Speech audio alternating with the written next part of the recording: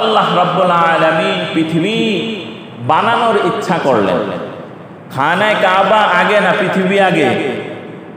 খানায়ে কাবা এটা কি পৃথিবীর ভিতরে না বাহিরে? পৃথিবীর ভিতরে। তো আল্লাহ তাআলা এ জগৎ বানানোর ইচ্ছা করলেন। এই বিষয়টা জগৎ যে আল্লাহ বানাবেন এবং পূর্ণ জগৎ, আসমান আর জমিন, সাগর, নদী নালা, সমস্ত সৃষ্টি আল্লাহ তাআলা 6 দিনের মধ্যে কমপ্লিট করে দিলেন। সুবহানাল্লাহ। তো পৃথিবী আল্লাহ তাআলা সৃষ্টি করলেন।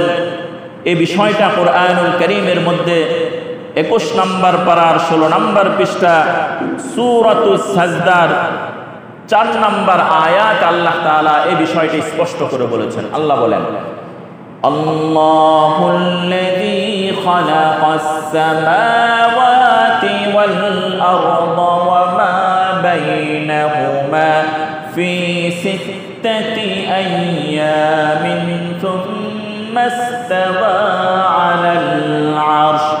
আল্লাহ রাব্বুল আলামিন পৃথিবী যখন সৃষ্টি করতে চাইলেন, আল্লাহ তাআলা পৃথিবী শুধু সৃষ্টি করেন নাই, বরং পৃথিবীর ভারসাম্য ঠিক রাখার জন্য পৃথিবীর বুকে আল্লাহ তাআলা পাহাড় সৃষ্টি করলেন। পুরা পৃথিবীকে আল্লাহ তাআলা ভূমি দ্বারা ভরপুর করেন নাই, বরং আল্লাহ রাব্বুল আলামিন পৃথিবীর বুকে কিছু স্থান মাটি রেখেছেন, কিছু স্থান পানি রেখেছেন। শুধুই পানি আর মাটি দ্বারা পৃথিবী সৃষ্টি ক্ষান্ত করে দেন নাই, বরং পৃথিবীর বুকে আল্লাহ তাআলা বৃক্ষরাজি সৃষ্টি করেছেন, গাছপালা সৃষ্টি করেছেন। সাথে সাথে পৃথিবীর সৌন্দর্য হিসাবে আল্লাহ তাআলা অসংখ্য মাখলুক সৃষ্টি করেছেন।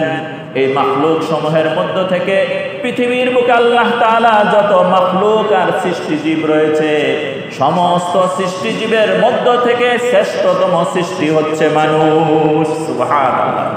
যত সৃষ্টি রয়েছে সব সৃষ্টির মধ্য থেকে শ্রেষ্ঠতম সৃষ্টি কি? মানুষ। তো আল্লাহ রাব্বুল আলামিন বলেন, আল্লাহ তাআলা যখন আসমান আর জমিন সৃষ্টি করলেন, আল্লাহুল্লাযী খালাকাস সামাওয়াতি ওয়াল আরদ, সে মহান রব্বুল আলামিন আসমান আর জমিন সৃষ্টি করলেন। ওয়া মা বাইনাহুমা, আসমান আর জমিনের মধ্যবর্তী স্থানে আর যত কিছু রয়েছে বাকি সবগুলো সৃষ্টি করলেন ফি সিত্তাতি আইয়াম, 6 দিনে আল্লাহ রাব্বুল আলামিন আসমান আর জমিনের মধ্যবর্তী যা কিছু রয়েছে 6 দিনে আল্লাহ তাআলা সৃষ্টি করলেন। সুবহানাল্লাহ। এখান থেকে আমি কিছু রহস্যের কথা বলি।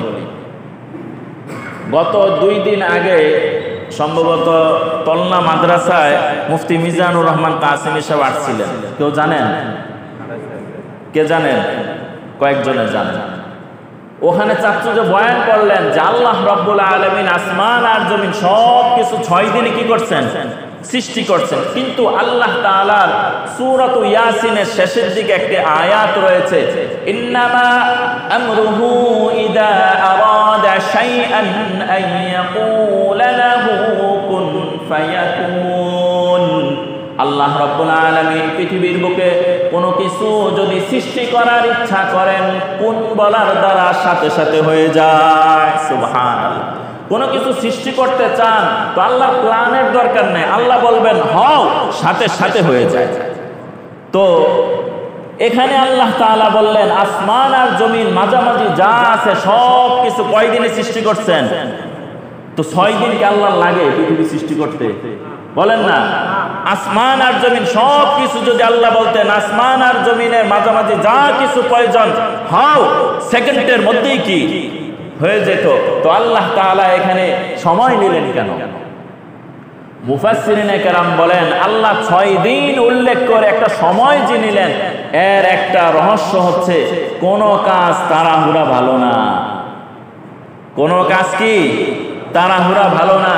যে কাজ যত প্ল্যানিং ভাবে হয়, যে কাজের যত পরামর্শ হয়, যে কাজের প্ল্যান যত সুন্দর হয়, ওই কাজটা ততই কি সুন্দর হয়। আর হুট করে ফেলা পরে কি করে? আফসোস করে। এ কারণে কাজের একটা যে পদ্ধতি, এটাও আল্লাহ তাআলা কোরআনুল কারীমের এই আয়াতের মাধ্যমে আমাদের জন্য কি অন্যতম শিক্ষা, যে কাজের একটা কি থাকে, গতি থাকে। ওই গতিটা সুন্দরভাবে সাজায়া গুজায়া সময় নিয়ে কি করতে হয়। খানে কাবার ওই বিশেষ কিছু জায়গা রয়েছে, এই জায়গাগুলোতে দোয়া করলে আল্লাহ তাআলা দোয়া কবুল করে, এমন 10টা জায়গা রয়েছে। সংক্ষিপ্তভাবে যদি বলি, আপনি খানে কাবার যখন প্রথম চোখ দেখবেন, নামার পর একেবারে মেডেল একটা নির্ধারিত একটা জায়গা দেখবেন, মানুষরা খুব ভিড় করতেছে, অনেক পারাপারি করতেছে। বলেন তো ওই জায়গাটা কোন জায়গা? বলেন না সবাই? হজরে আসওয়াদ। এই হজরে আসওয়াদের দিকে ফুল ভিড়। এই হজরে আসওয়াদ সম্পর্কে আল্লাহ রাসূল বলেন, কিয়ামতের ময়দানে এই হজরে আসওয়াদের দুটো চোখ হবে, সুবহানাল্লাহ, জবান হবে। হজরে আসওয়াদ সাফা এবং মারওয়া পাহাড়ের পিছন বরাবর জাবালে আবু কুবাইস বিশাল এক পাহাড় রয়েছে। এটা সেই মিনা পর্যন্ত কি এই পাহাড়টা পড়ছে, এই পুরো পাহাড়টা একটা পাথরখণ্ড, সুবহানাল্লাহ। হাদিসের মধ্যে রয়েছে কিয়ামতের ময়দানে এই হজরে আসওয়াদ জাবালে আবু কুবাইসের মতো বড় হয়ে যাবে। অতঃপর যারা ইতমিনানের সাথে, ঈমানের সাথে এই হজরে আসওয়াদকে চুম্বন করেছে, হজরে আসওয়াদ ওই ব্যক্তির জন্য সুপারিশ করে জান্নাতে নিয়ে যাবে। যে কোনো ব্যক্তির উপর যদি হজ ফরজ হয়, হজ ফরজ হওয়ার পর যদি ওই ব্যক্তি হজ না করে, তাহলে তার জন্য কোরআন এবং হাদিসে কি কি বক্তব্য রয়েছে, কোরআন এবং হাদিসে তার ব্যাপারে কি আযাব আর গজবের কথা বলা হয়েছে, এই বিষয়গুলো উপস্থাপন করা হয়েছে। সাথে সাথে কোনো একজন ব্যক্তির উপর হজ ফরজ ছিল, কিন্তু ঘটনাচক্রে এখন সে শূন্য হাত, এখন সে হজ করার সামর্থ্য হারিয়ে ফেলেছে। এক সময় তিনি হজ করার সামর্থ্যবান ছিলেন, এক সময় তিনি হজ করতে পারতেন, কিন্তু হজের যে গুরুত্ব, হজ যে মুমিনের ঈমানের সাথে সম্পর্ক, হজ যে ইসলামের সাথে সম্পর্ক, হজ যে ইসলামের অন্যতম একটা বিধান, এর গুরুত্ব তার কাছে ছিল না। তখন সে হজ করতে পারে নাই। তো তার সলিউশন কি? তিনি কিভাবে বাঁচতে পারবে? এর উত্তর হচ্ছে, কোনো ব্যক্তির উপর হজ ফরজ, সামর্থ্য থাকার পর দীর্ঘ সময় অতিবাহিত হয়ে গেছে, কিন্তু ব্যক্তি এখনো মারা যায় নাই, কিন্তু হজ করার সামর্থ্য তিনি হারিয়ে ফেলেছে, তাহলে হজ তার থেকে রহিত হবে না, বরং হজ করতে সে তখনও বাধ্য। জীবদ্দশায় সে চেষ্টা করতে থাকবে হজ করার, তার সর্বোচ্চ দিয়ে চেষ্টা করবে হজ করতে। যদি তার মরজে মউতের একেবারে নিকটে হয়ে যায়, সে যদি বুঝতে পারে যে আমার এই জীবদ্দশায় আর হজ করা হবে না, আমি আর হজ করতে পারবো না, তাহলে ওয়ারিস যারা রয়েছে এদের কাছে সে ওয়াদা করে যাবে, ওয়ারিসদেরকে ওসিয়ত করে যাবে যে আমার উপর হজ ফরজ ছিল, আমি হজ করি নাই। কোরআন এবং হাদিস থেকে জানতে পেরেছি হজ ফরজ হওয়ার পর যদি হজ না করে, তাহলে ওই হজ মাফ হয় না। সুতরাং আমার ইন্তেকালের পর তোমরা কেউ আমার পক্ষ থেকে একটা বদলি হজ করায় নিবা। বদলি হজ করানোর ক্ষেত্রে ওই ব্যক্তিকে বাছাই করা যিনি হজ সম্পর্কে জানেন, যিনি হজের সমস্ত রুকন সম্পর্কে জানেন। আপনি যাকে পাঠালেন উনি পুরাটা সময় ইবাদতের মধ্যে কাটাবে, এমন একজন ব্যক্তিকে পাঠানো। সাথে সাথে ওই ব্যক্তিকে পাঠানো যিনি আগে কি করেছে, হজ করেছে। একজন ব্যক্তির উপর তিনি আগে হজ করে নাই, তার নিজের উপর হজ ফরজ, বদলি হজের সুযোগ পাইছে, বিদেশটা একটু ঘুরে আসি, তাহলে হজ কি আদায় হবে না। এই বিষয়গুলো গুরুত্বের সাথে আমাদের জানতে হবে, বুঝতে হবে, আমল করতে হবে। সাথে সাথে কোনো ব্যক্তি যদি হজ করে, হজের যে সমস্ত ফাজাইলগুলো রয়েছে কোরআন এবং হাদিসে এই বিষয়গুলো বিস্তারিতভাবে আলোচনা করা হয়ে গেছে। সাথে সাথে হজে যাওয়া এবং হজ থেকে ফেরত আসা এটা অনেক কষ্টসাধ্য এক বিষয়, অনেক কষ্টের ব্যাপার। হজ এমন এক ইবাদত যার মধ্যে মাল খরচ হয়, অর্থ খরচ হয়, সাথে সাথে শ্রমও কি খরচ হয়। হজ এমন নয় ঘরে থেকে কোথাও এক জায়গায় বসে হজ করে দিব, আদায় হবে না। বা অনেক টাকা আছে, টাকা দিয়ে হজ করে ফেলবো, আদায় হবে না। হজ করতে দুইটা জিনিস লাগে, এক হচ্ছে অর্থ, আরেকটা হচ্ছে শ্রম। এই হজ এমন এক বিধান যার মধ্যে দুইটা জিনিসের সম্পর্ক। যাকাতের সম্পর্ক কি শরীরের সাথে না অর্থের সাথে? অর্থের সাথে। নামাজের সম্পর্ক কি টাকার সাথে না দেহের সাথে? দেহের সাথে। আর হজ এমন এক ইবাদত যার মধ্যে দেহ লাগে, টাকাও লাগে।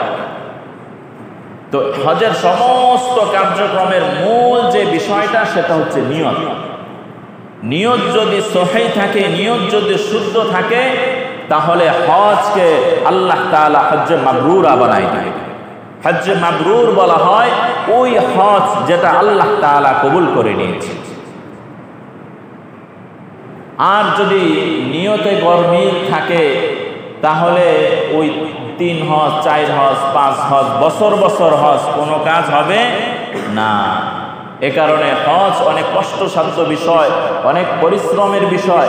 এ কারণে হজে যাওয়ার আগে নিয়তকে পরিশুদ্ধ করে নেওয়া।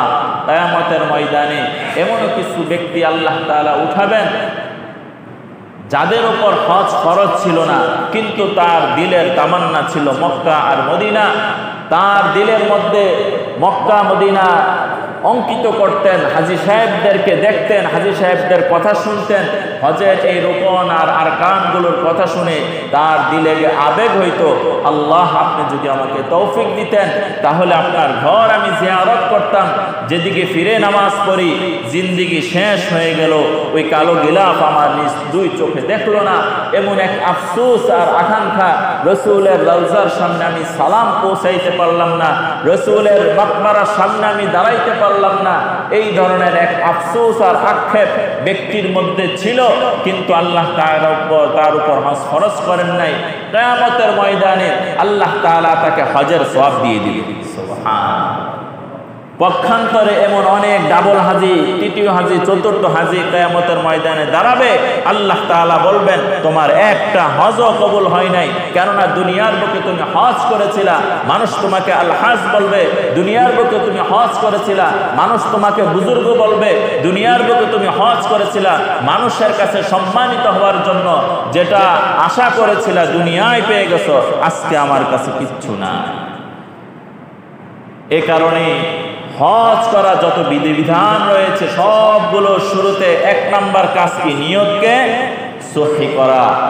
আমরা দোয়া করি এবছর যারা গেলেন আল্লাহ তাআলা সকলকে হজ্জে মাবরুরা তৌফিক দান করেন, এবং আল্লাহ তাআলা আমাদেরকেও বারবার আল্লাহ তাআলার ঘর জিয়ারত করার তৌফিক দান করেন।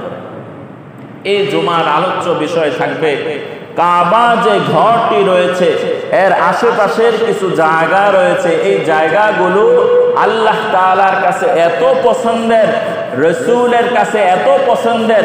এই জায়গাগুলোর মধ্যে কোনো ব্যক্তি যদি দোয়া করে আল্লাহ তাআলা সাথে সাথে দোয়া কবুল করে নেয়। দুনিয়ার বুকে অধিকাংশ দোয়া হচ্ছে নিয়তের সাথে। অধিকাংশ দোয়া কিসের সাথে? নিয়তের সাথে। কিন্তু খানায়ে কাবার এমন কিছু বৈশিষ্ট্য রয়েছে, ওই সমস্ত বৈশিষ্ট্য দোয়াগুলো স্থানের সাথে সম্পৃক্ত। কিসের সাথে সম্পৃক্ত? স্থানের সাথে। ওই স্থানে গেলে আল্লাহ দোয়া কবুল করে। সুবহানাল্লাহ। এমন কেউ কি বানায় বানায় কথা বলতে পারবেন যদি আমি তন্না 3 রাস্তার মরে যাই আল্লাহ দোয়া কবুল করবে? এই কথা বলা যাবে? যদি আমি অমুক জায়গায় যাই তাহলে হয়তোবা আমার মনের আশা পূর্ণ হবে, এই কথা বলা যাবে? ওই কথাটাই বলা যাবে যেটা আল্লাহ বলেছেন, ওই কথাটাই বলা যাবে যেটা রাসূল বলেছেন, এই জায়গা এই জায়গা এই জায়গা দোয়া কবুল করো, আল্লাহ সাথে সাথে কবুল করো। সুবহানাল্লাহ। এমন গ্যারান্টিযুক্ত কিছু কাবা ঘর কেন্দ্রিক জায়গা রয়েছে। এই জায়গাগুলোর ব্যাপারে আজকে আলোচনা করব। আল্লাহ তাআলা আমাদেরকে ধৈর্য সহকারে শোনার তৌফিক দান করে। আজকের আলোচনায় সবচেয়ে বেশি উপকৃত হবেন যারা একবার গেছে। বুঝে আসছে ভাই? কারণ আমি তো ওই চিত্রটা আপনাদের মাঝে তুলে ধরবো। যিনি আগে গেছে, আগে দেখছে, ওনার যখন বলবো তখন তার চিত্রটা চোখের সামনে ভেসে উঠবে। যারে আমি তো এখানে গেছি, হুজুর তো ওই কথাটাই বলতেছে, তখন আপনার চোখের সামনে চিত্রটা ভেসে উঠবে। আর যারা না গেছে যদি আবেগ আর মোহাব্বত থাকে দিলের মধ্যে যদি অঙ্কন করতে পারেন, আহারে এই সেই জায়গাটা, এখানে আল্লাহ দোয়া কবুল করে, হয়তোবা এমন একটা আক্ষেপ আর তামান্না যদি দিলের মধ্যে ঢুকাইতে পারেন, ইনশাআল্লাহ মরণের আগে আল্লাহ তাআলা আপনাকে হজের তৌফিক দান করবেন। আল্লাহ তাআলা আমাদেরকে কবুল করেন। তো হজ করার আগে আমাদের জানতে হবে এই যে ঘরটা, প্রথম জুমায় আমরা আলোচনা করেছিলাম পৃথিবীর বুকে সর্বপ্রথম ঘর হচ্ছে খানে কাবা। এটা আমরা কম বেশ সকলেই জানি, কিন্তু এই খানা কাবা যে প্রথম ঘর, এর আগের কিছু ইতিহাস আমাদের জানতে হবে। আগের ইতিহাস হচ্ছে, প্রথমত আল্লাহ রাব্বুল আলামিন পৃথিবী বানানোর ইচ্ছা করলেন। খানায় কাবা আগে না পৃথিবী আগে? খানায় কাবা এটা কি পৃথিবীর ভিতরে না বাহিরে? পৃথিবীর ভিতরে। তো আল্লাহ তাআলা এ জগৎ বানানোর ইচ্ছা করলেন। এই বিষয়টা, জগৎ যে আল্লাহ বানাবেন এবং পূর্ণ জগৎ, আসমান আর জমিন, সাগর নদী নালা, সমস্ত সৃষ্টি আল্লাহ তাআলা 6 দিনের মধ্যে কমপ্লিট করে দিলেন। সুবহানাল্লাহ। তো পৃথিবী আল্লাহ তাআলা সৃষ্টি করলেন। এই বিষয়টা কোরআনুল কারীমের মধ্যে 21 নম্বর পারার 16 নম্বর পৃষ্ঠা সূরাতুস সাজদার 4 নম্বর আয়াত আল্লাহ তাআলা এই বিষয়টি স্পষ্ট করে বলেছেন। আল্লাহ বলেন, আল্লাহুল্লাযী খালাকাস সামাওয়াতি ওয়াল আরদা ওয়া মা বাইনাহুমা ফি সিত্তাতি আইয়ামিন থুম্মা ইসতাওয়া আলাল আরশ। আল্লাহ রাব্বুল আলামিন পৃথিবী যখন সৃষ্টি করতে চাইলেন, আল্লাহ তাআলা পৃথিবী শুধু সৃষ্টি করেন নাই, বরং পৃথিবীর ভারসাম্য ঠিক রাখার জন্য পৃথিবীর বুকে আল্লাহ তাআলা পাহাড় সৃষ্টি করলেন। পুরা পৃথিবীকে আল্লাহ তাআলা ভূমি দ্বারা ভরপুর করেন নাই, বরং আল্লাহ রাব্বুল আলামিন পৃথিবীর বুকে কিছু স্থান মাটি রেখেছেন, কিছু স্থান পানি রেখেছেন। শুধুই পানি আর মাটি দ্বারা পৃথিবী সৃষ্টি ক্ষান্ত করে দেন নাই, বরং পৃথিবীর বুকে আল্লাহ তাআলা বৃক্ষরাজি সৃষ্টি করেছেন, গাছপালা সৃষ্টি করেছেন। সাথে সাথে পৃথিবীর সৌন্দর্য হিসাবে আল্লাহ তাআলা অসংখ্য মাখলুক সৃষ্টি করেছেন। এই মাখলুক সমূহের মধ্য থেকে পৃথিবীর বুকে আল্লাহ তাআলা যত মাখলুক আর সৃষ্টিজীব রয়েছে, সমস্ত সৃষ্টিজীবের মধ্য থেকে শ্রেষ্ঠতম সৃষ্টি হচ্ছে মানুষ। সুবহানাল্লাহ। যত সৃষ্টি রয়েছে সব সৃষ্টির মধ্য থেকে শ্রেষ্ঠতম সৃষ্টি কি? মানুষ। তো আল্লাহ রাব্বুল আলামিন বলেন, আল্লাহ তাআলা যখন আসমান আর জমিন সৃষ্টি করলেন, আল্লাহুল্লাযী খালাকাস সামাওয়াতি ওয়াল আরদ, সে মহান রব্বুল আলামিন আসমান আর জমিন সৃষ্টি করলেন। ওয়া মা বাইনাহুমা, আসমান আর জমিনের মধ্যবর্তী স্থানে আর যত কিছু রয়েছে বাকি সবগুলো সৃষ্টি করলেন ফি সিত্তাতি আইয়াম, 6 দিনে আল্লাহ রাব্বুল আলামিন আসমান আর জমিনের মধ্যবর্তী যা কিছু রয়েছে 6 দিনে আল্লাহ তাআলা সৃষ্টি করলেন। সুবহানাল্লাহ। এখান থেকে আমি কিছু রহস্যের কথা বলি। গত 2 দিন আগে সম্ভবত তলনা মাদ্রাসায় মুফতি মিজানুর রহমান কাসেমি সাহেব আসছিলেন। কেউ জানেন? কে জানেন? কয়েকজনে জানেন। ওখানে চাচ্চু যে বয়ান করলেন যে আল্লাহ রাব্বুল আলামিন আসমান আর জমিন সব কিছু 6 দিনে কি করছেন? সৃষ্টি করছেন। কিন্তু আল্লাহ তাআলার সূরাতু ইয়াসিনের শেষের দিকে একটি আয়াত রয়েছে, ইন্নামা আমরুহু ইদা আরাদা শাইআন আন ইয়াকুলা লাহু কুন ফায়াকুন। আল্লাহ রাব্বুল আলামিন পৃথিবীর বুকে কোনো কিছু যদি সৃষ্টি করার ইচ্ছা করেন, কোন বলার দ্বারা সাথে সাথে হয়ে যায়। সুবহানাল্লাহ।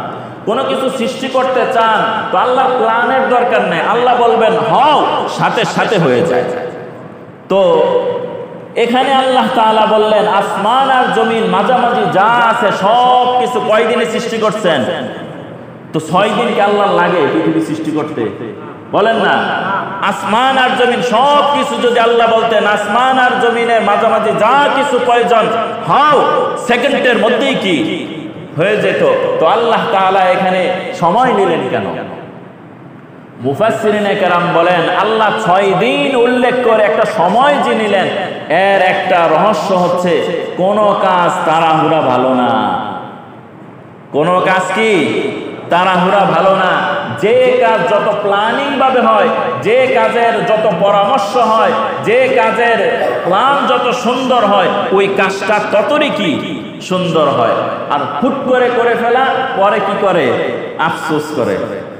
এ কারণে কাজের একটা যে পদ্ধতি, এটাও আল্লাহ তাআলা কোরআনুল কারীমের এই আয়াতের মাধ্যমে আমাদের জন্য কি অন্যতম শিক্ষা, যে কাজের একটা কি থাকে, গতি থাকে। ওই গতিটা সুন্দরভাবে সাজায়া গুজায়া সময় নিয়ে কি করতে হয়। একটা উদাহরণ দেই, আপনি দোতলা একটা বিল্ডিং করবেন, আজকে ছাদ ঢালাই দিলেন, আপনার অনেক টাকার মালিক, আপনি মিস্ত্রিরে বললেন কালকে দোতলার ছাদ দাও, আজকে সব শাটারিং খুলে ফেলো। বলেন তো ওই প্রথম ছাদের অবস্থা কি হবে? দীর্ঘ সময় রেখে দিতে হয় যে না সময় নেন, একটু সময় নেন, আবার এটার মধ্যে অনেক কি দিতে হয়, পানি দিতে হয়, সময় দিতে হয়, আবার দীর্ঘ একটা সময় গ্যাপ দিয়ে আবার কি দোতলা। আপনার তো 5 তলা করার ক্ষমতা আছে, 5 তলার টাকা হাতে নিয়ে বিল্ডিং এর কাছে নামছেন, কিন্তু ওই জায়গা পারাপারি কি চলে না। আর যেই পারাপারি করতে যাবে তারই কি হয়ে যাবে? ক্ষতি হয়ে যাবে। তো আল্লাহ তাআলা কাজের একটা ধরন দেখাইলেন। বলতেছিলাম 6 দিনে আল্লাহ তাআলা আসমান জমিন সৃষ্টি করলেন। তো আসমান আর জমিন সৃষ্টি করার পর এই জমিনের বুকে পুরা পৃথিবীর মধ্যে পানি ছিল। কি ছিল? পানি ছিল। এই পানির মধ্যে প্রথম ঘর কিভাবে হইল? পানির মধ্যে কি ঘর হয় না জমিনের উপর ঘর হয়? জমিনের উপর ঘর হয়।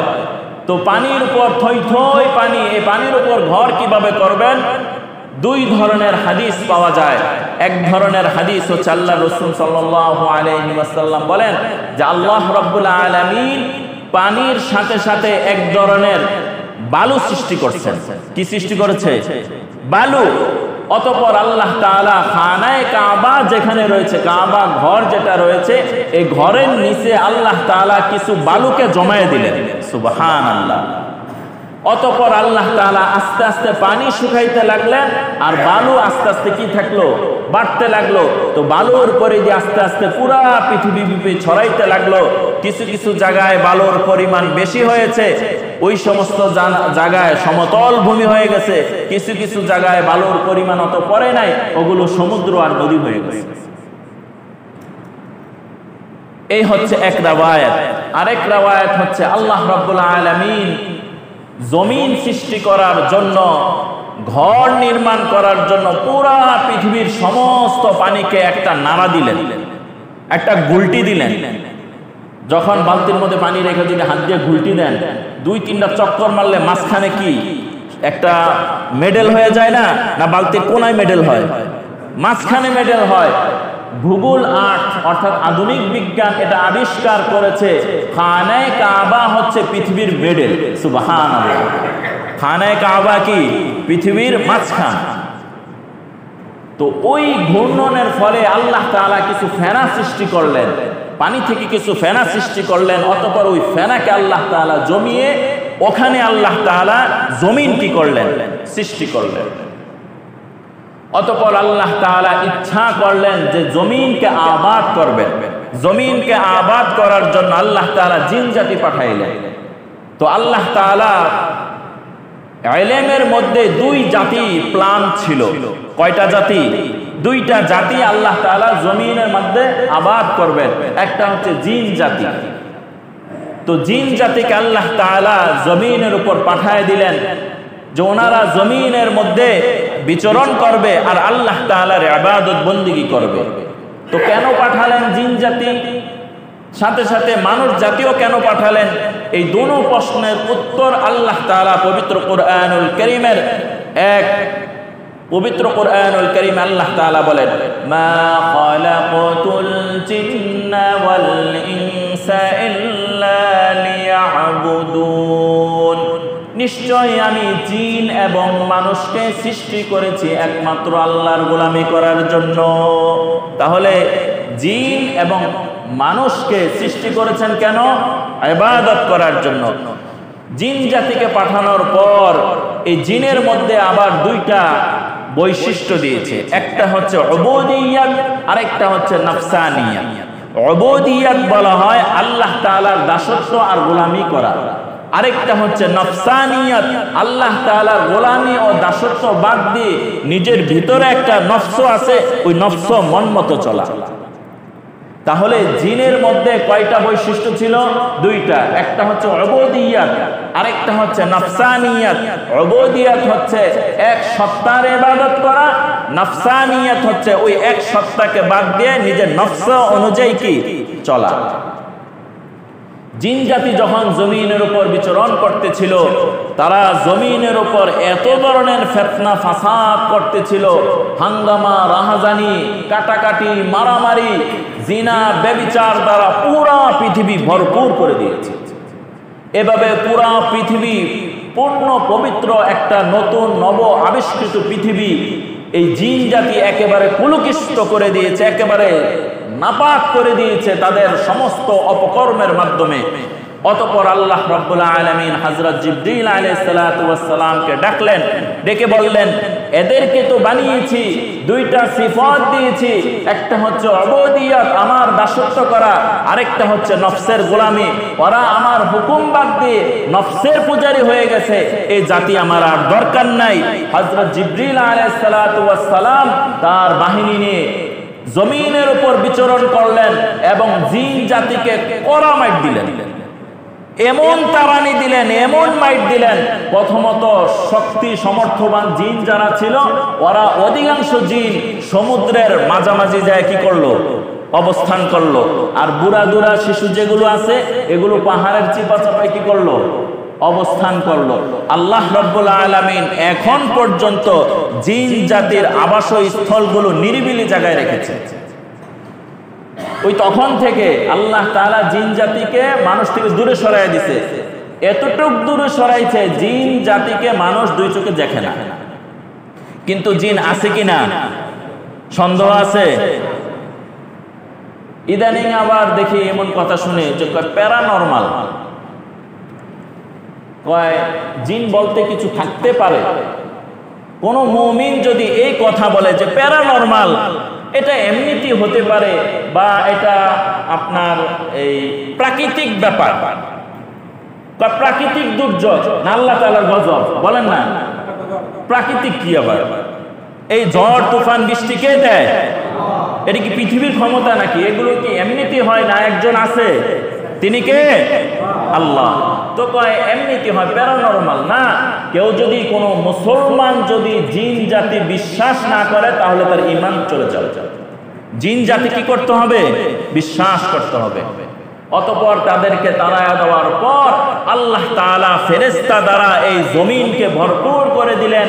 ফেরেশতারা আল্লাহ তাআলার তাসবিহ এত পরিমাণ করতে লাগলেন, আল্লাহ তাআলার গুণগান এত পরিমাণ করতে লাগলেন, যেটা কিছুদিন আগে পাপে ভরপুর ছিল, ওই জমিন আল্লাহ তাআলা পবিত্র দ্বারা ভরপুর করে দিলেন।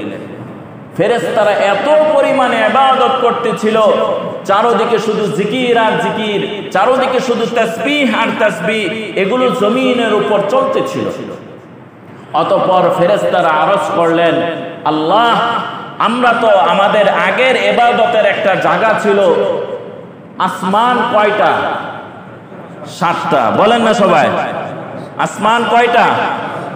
এই 7 আসমানের চতুর্থ আসমানের উপর একটি মসজিদ রয়েছে, সেই মসজিদের নাম হচ্ছে বাইতুল মামুর। ওই মসজিদের নাম কি? বাইতুল মামুর। ওই বাইতুল মামুরে ওখানে ফেরেশতাদের ইবাদত করা নির্ধারিত একটা কি ছিল? জায়গা ছিল।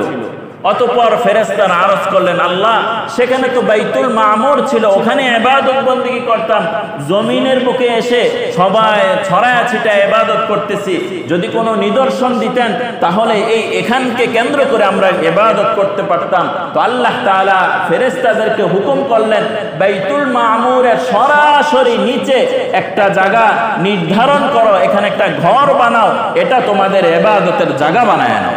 সুবহানাল্লাহ। অতঃপর ফেরেশতারা একটা খুঁটির মতো, এখন আমরা যে খানে কাবা দেখি এর মূল ভিত্তিটা কি? একটা খুঁটি। মূল ভিত্তি কি? একটা খুঁটি। ওই জমিনের উপর একটা খুঁটি বা ভিত্তি স্থাপন করলেন। অতঃপর ফেরেশতারা ওটা চারদিক থেকে তওয়াফ শুরু করলেন। আজকে এখন যে আমি বয়ান করতেছি, এখনো খানে কাবার দিকে যদি আপনি তাকান দেখবেন এখনো সেই তওয়াফ জারি আছে। সুবহানাল্লাহ। কিয়ামতের আগ পর্যন্ত যতদিন খানে কাবা থাকবে ততদিন তওয়াফ চলবে। হয়তোবা কখনো কখনো তওয়াফ দুনিয়ার মানুষ বন্ধ করে দিবে, কিন্তু ফেরেশতাদের তওয়াফ পৃথিবীর কোন সরকার বন্ধ করতে পারবে কে? আমরা দেখছি না? কি বলেন? করোনা আমাদেরকে দেখাইছে না? তওয়াফ কি করে দিয়েছে? স্টপ করে দিয়েছে। তখনও তওয়াফ কে করেছে? ফেরেশতারা করেছে। কারণ এই ঘর তো মানুষের নাই, ঘর কার? আল্লাহর ঘর। আমরা বলি না এটা কার ঘর? এটা আব্দুল মালিকের ঘর। এটা কার ঘর? এটা আব্দুর রহমানের ঘর। আর ওটা কার ঘর? ওটা বাইতুল্লাহ, ওটা আল্লাহর ঘর। সুবহানাল্লাহ। মানুষের তওয়াফ হয়তোবা বন্ধ হয়ে যেতে পারে, হয়তোবা আপনার অনেক টাকা আছে, আপনি কখনো খানে কাবা তওয়াফ করতে যাবেন না, হয়তোবা আপনার ইন্তেকালও হয়ে যাবে, কিন্তু খানে কাবা তওয়াফ কি হবে না? বন্ধ হবে না, তওয়াফ চলতেই থাকবে। অতঃপর ফেরেশতারা যখন এই নির্ধারিত জায়গায় তওয়াফ শুরু করলেন, অতঃপর আল্লাহ রাব্বুল আলামিন ফেরেশতাদেরকে ডাকলেন, ডেকে একটা পরামর্শ করলেন। এই পরামর্শটা পবিত্র কোরআনুল কারীমের 1 নম্বর পারার 5 নম্বর পৃষ্ঠা সূরাত বাকারার 30 নম্বর আয়াতের মধ্যে আল্লাহ উল্লেখ করলেন। দেখেন ধাপে ধাপে আসতেছে। ফেরেশতারা তো ভালোই তো ছিল, তওয়াফ করতেছিল, পুরো পৃথিবীর বুকে ইবাদত বন্দেগী জিকির আজকার দ্বারা ভরপুর ছিল। অতঃপর আল্লাহ তাআলা ফেরেশতাদেরকে ডাকলেন, ডেকে বললেন, তো আল্লাহ তাআলা ফেরেশতাদের সাথে একটা পরামর্শ করছেন যে দুনিয়ার বুকে আমি মানুষ বানাইতে চাই, আমি এমন আরেকটা সৃষ্টি পাঠাইতে চাই যারা আমার প্রতিনিধিত্ব করবে। একটা পরামর্শ করলেন। ওই পরামর্শটা আল্লাহ তাআলা সূরাতুল বাকারা 30 নম্বর আয়াতে উল্লেখ করে দিলেন। আল্লাহ বলেন, وَإِذْ قَالَ رَبُّكَ لِلْمَلَائِكَةِ إِنِّي جَاعِلٌ فِي الْأَرْضِ خَلِيفَةً। আল্লাহ রাব্বুল আলামিন সমস্ত ফেরেশতাদেরকে উল্লেখ করে বললেন, ইন্নী জাআইলুন ফিল আরদি খলিফা, আমি জমিনের উপর আমার খলিফা নিযুক্ত করতে চাই, জমিনের উপর আমার প্রতিনিধি পাঠাইতে চাই। ফেরেশতাদের উত্তর ছিল, ক্বালু আতাজালু ফিহা, হে আল্লাহ তাআলা আপনি কি এমন এক জাতি সৃষ্টি করতে চাচ্ছেন, মাইয়ুফসিদু ফিহা ওয়া ইয়াসফিকুদ দিমা, যারা জমিনের উপর রাহাজানি করবে, কাটাকাটি করবে, রক্তপাত করবে। অতঃ ওয়া নাহনু নুসাব্বিহু বিহামদিকা ওয়া নুকদ্দিসু লাক, অতঃপর আমরা ফেরেশতারাই তো আপনার অধিক পরিমাণে গুণগান গাই, আপনার প্রশংসা করি। কি দরকার মানুষ বানানোর? ওই মানুষ দুনিয়ার বুকে ফাসাদ করবে, রাহাজানি করবে, কাটাকাটি করবে, রক্তপাত করবে, ওই মানুষ সৃষ্টি করার কেন প্রয়োজন? আল্লাহ রাব্বুল আলামিন বলেন, ক্বালা ইন্নী আ'লামু মা লা তা'লামুন। আল্লাহ তাআলা বলেন, ও আমার ফেরেশতারা, আমি যা জানি তা তোমরা জানো না। আল্লাহু আকবার। আল্লাহ তাআলার বড় এক রহস্য এখানে লুকিয়ে রয়েছে। আল্লাহ বলেন, আমি যা জানি তা তোমরা জানো না। এখান থেকে একটা প্রশ্ন আসে, ফেরেশতারা কি আলিমুল গায়েব? একমাত্র আলিমুল গায়েব হচ্ছে আল্লাহ। গায়েব সম্পর্কে একমাত্র কে জানে? জোরে বলেন, কে? না কোন জিন, কোন ফেরেশতা, কোন পীর সাহেব, কোন আমির সাহেব? একমাত্র গায়েবের খবর কার কাছে? আল্লাহর কাছে। তো ফেরেশতারা কিভাবে বলল আল্লাহ এমন জাতি কি সৃষ্টি করবেন যে জমিনের উপর ফিতনা ফাসাদ করবে, রক্তপাত করবে, হাঙ্গামা করবে, এমন জাতি সৃষ্টি করবেন? এখান থেকে তাহলে বোঝা গেল এই যে মানুষ, বর্তমান জমিনের উপর মানুষ, এরা হাঙ্গামা জমিনের উপর করতেছে কিনা, ফিতনা ফাসাদ করতেছে কিনা, রক্ত প্রবাহিত করতেছে কিনা? মানুষই তো বলতে পারেন ফেরেশতা তাহলে গায়েব কেমনে জানলো? না, ফেরেশতারা গায়েব জানে না।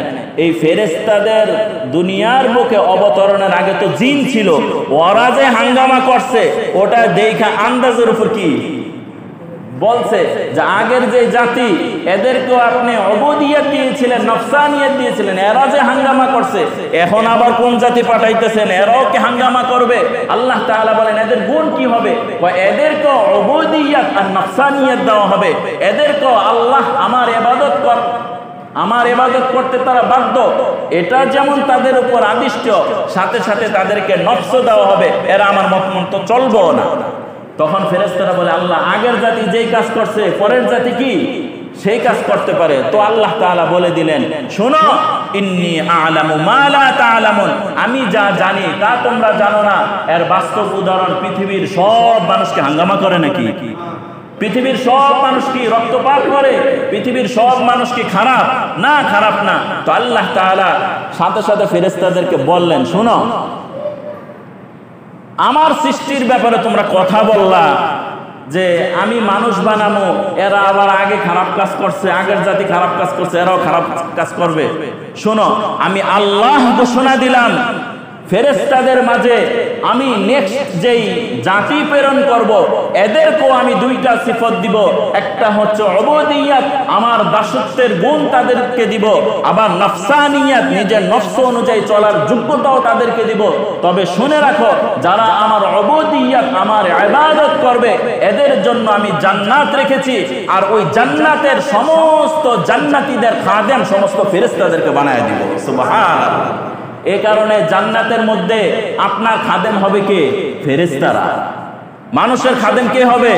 ফেরেশতারা। এই জমিন একবার কিয়ামতে সব শেষ হয়ে যাবে না, তখন কি জমিনের মধ্যে মানুষ থাকবে?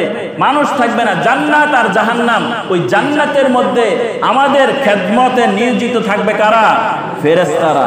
এখন ফেরেশতারা বলতেছে আল্লাহ এটা আবার কেমন বিচার হইল? অভিযোগ কই রাখি, ধরা খেয়ে গেলাম। তো আল্লাহ তাআলা বলেন যে এদের মর্যাদা তো বেশি কেন?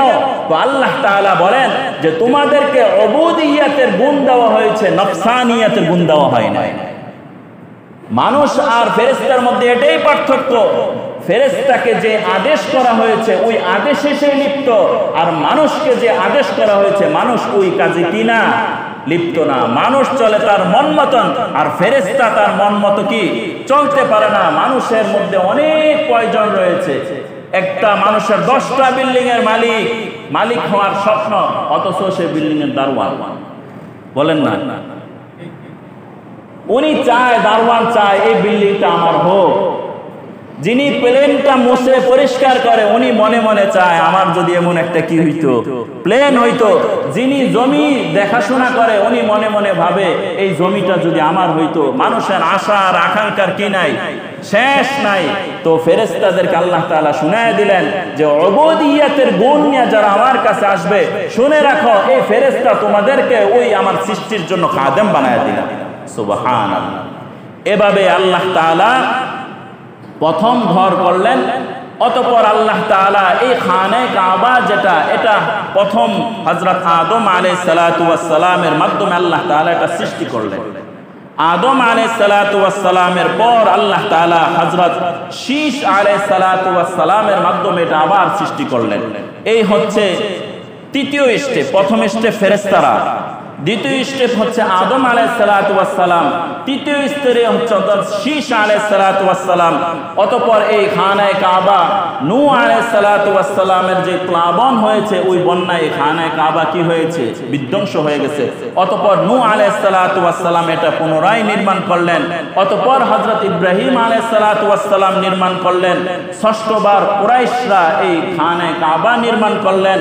সপ্তমবার হাজ্জাজ বিন ইউসুফ, ইনি একজন শাসক ছিলেন, উনি খানায়ে কাবা পুরাটা ভেঙে আবার নির্মাণ করলেন।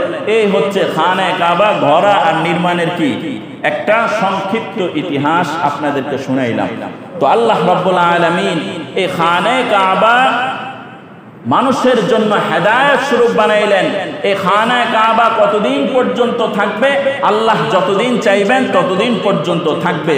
তো ফেরেশতাদের পরামর্শ সাপেক্ষে এই খানায়ে কাবা যেখানে অবস্থিত, হাদিসের মধ্যে রয়েছে বাইতুল মামুর থেকে যদি একটা ইটার চাকা ছেড়ে দেওয়া হয়, এটা সরাসরি খানে কাবার ছাদের উপর পড়বে। সুবহানাল্লাহ। তো এখনো জমিনে এবং আসমানে ফেরেশতারা খানে কাবা কি করতে থাকে? তওয়াফ করতে থাকে। এই কারণে দেখবেন খানে কাবার যেই ঘরটা রয়েছে, এই ঘরের চারপাশে যে মাতাব যে খালি জায়গা, এই বিল্ডিং কিন্তু আপনার 6 তলা 7 তলা 8 তলা, তাই না? তাহলে 8 তলা দিয়ে কেউ যদি খানে কাবা তওয়াফ করে, তার তওয়াফ হবে কিনা বলেন তো? হবে। অথচ খানে কাবা অনেক নিচে, কি অনেক নিচে। আবার মক্কাতুল মুকাররমা খানে কাবা যে ভূমিতে অবস্থান করতেছে, ওই ভূমি থেকে পৃথিবীর অন্য ভূমি কয়েক হাজার ফুট নিচে, যেখানে মানুষের বসবাস রয়েছে। ওখানকার মানুষ খানে কাবার দিকে ফিরে নামাজ পড়ে, তো তাদের নামাজ হবে কিনা? হবে। তো খানে কাবার পরিধি কতটুকু? খানে কাবার পরিধি হচ্ছে ষষ্ঠ জমিনের পাদতল থেকে আসমান পর্যন্ত। সুবহানাল্লাহ। এটা হচ্ছে খানে কাবার কি এরিয়া। যেহেতু সময় শেষ, আগামী জুমায় ইনশাআল্লাহ খানে কাবার ওই বিশেষ কিছু জায়গা রয়েছে, এই জায়গাগুলোতে দোয়া করলে আল্লাহ তাআলা দোয়া কবুল করে, এমন 10টা জায়গা রয়েছে। সংক্ষিপ্তভাবে যদি বলি, আপনি খানে কাবার যখন প্রথম চোখ দেখবেন, নামার পর একেবারে মেডেল একটা নির্ধারিত একটা জায়গা দেখবেন, মানুষরা খুব ভিড় করতেছে, অনেক পারাপারি করতেছে। বলেন তো ওই জায়গাটা কোন জায়গা? বলেন না সবাই? হজরে আসওয়াদ। এই হজরে আসওয়াদের জায়গা ফুল ভিড়। এই হজরে আসওয়াদ সম্পর্কে আল্লাহ রাসূল বলেন, কিয়ামতের ময়দানে এই হজরে আসওয়াদের দুটো চোখ হবে। সুবহানাল্লাহ। জবান হবে।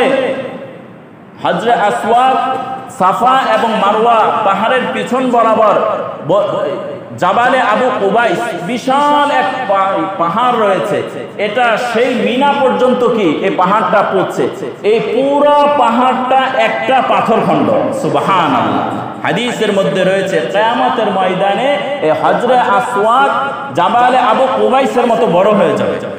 অতঃপর যারা ইতমিনানের সাথে, ঈমানের সাথে এই হজরে আসওয়াদকে চুম্বন করেছে, হজরে আসওয়াদ ওই ব্যক্তির জন্য সুপারিশ করে জান্নাতে নিয়ে যাবে। আল্লাহ তাআলা আমাদের সকলকে, আরো গুরুত্বপূর্ণ অনেক সুন্দর সুন্দর জায়গা আছে, আল্লাহ তাআলা আমাদেরকে সে পর্যন্ত হজের নিয়ত রেখে হজ করার তৌফিক চাওয়া, আল্লাহ তাআলার কাছে বারবার, যারা গেছে এদের জন্য দোয়া করা, আর যারা যাবে ওই হাজীদের কাছে দোয়া চাওয়া। অনেক সময় আমাদের আত্মীয় স্বজন পাড়া প্রতিবেশী গেছে, অলরেডি চলে গেছে, আবার অনেকে যাবে, দোয়া চাবেন হাজীদের কাছে। এই কারণে হাদিসে আছে, হাজী যে দোয়া করে আল্লাহ সেই দোয়া কবুল করে। সুবহানাল্লাহ। আবার হাজী যার জন্য দোয়া করে ওই দোয়া আল্লাহ কি করে?